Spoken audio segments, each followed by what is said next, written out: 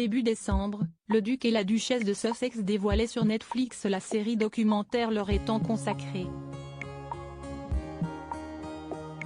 À travers l'écran, Meghan Markle a ainsi mis des mots sur ses années mouvementées au sein de la couronne britannique, mais aussi sur son retour aux États-Unis avec les siens.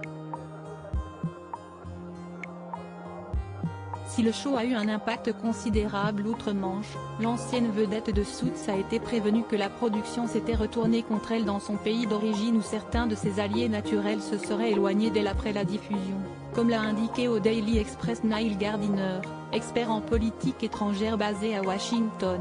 L'ampleur de la vanité et de l'arrogance de Meghan a même rebuté certains de ses alliés naturels de la gauche américaine. Il est frappant de constater que Meghan a reçu très peu de soutien de la part des élites libérales réveillées qui ne sont pas sorties en force pour la défendre. Les Américains n'ont pas de temps pour ces plaintes contre la monarchie britannique ou ces plaintes d'être une victime. Seule une petite minorité en Amérique aurait de la sympathie pour elle, a souligné l'avisé auprès de nos confrères. Une aversion qui aurait été renforcée par un certain attachement des Américains à la monarchie anglaise, comme l'a précisé Neil Gardiner. La famille royale est toujours très populaire aux États-Unis et les Américains aiment la monarchie britannique. Avec le décès de la reine, il y a eu un énorme élan de chagrin en Amérique. Tous les drapeaux américains ont été mis en berne ici pendant plus d'une semaine. Ils aiment la famille royale et Meghan qui s'attaque à la monarchie n'est certainement pas un geste populaire ici.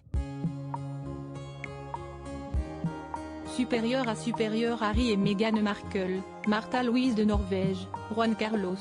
Ces scandales qui ont marqué le Gotha en 2022. Meghan Markle en route vers la politique aux États-Unis. L'épouse du prince Harry a-t-elle Washington dans le viseur? En effet, Harry et Meghan aimeraient beaucoup imiter les Obama en tant qu'influenceurs mondiaux et ambassadeurs de bonne volonté, a analysé l'expert royal Ian Lloyd auprès du Daily Express en août dernier.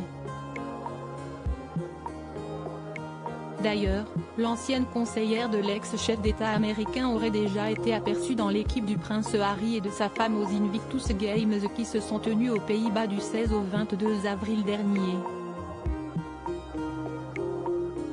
Reste à savoir si la diffusion de la série documentaire Harry et Meghan jouera en la défaveur de la duchesse de Sussex concernant sa potentielle ambition politique. Article écrit en collaboration avec 6 médias Crédit Photo, Backgrid UK.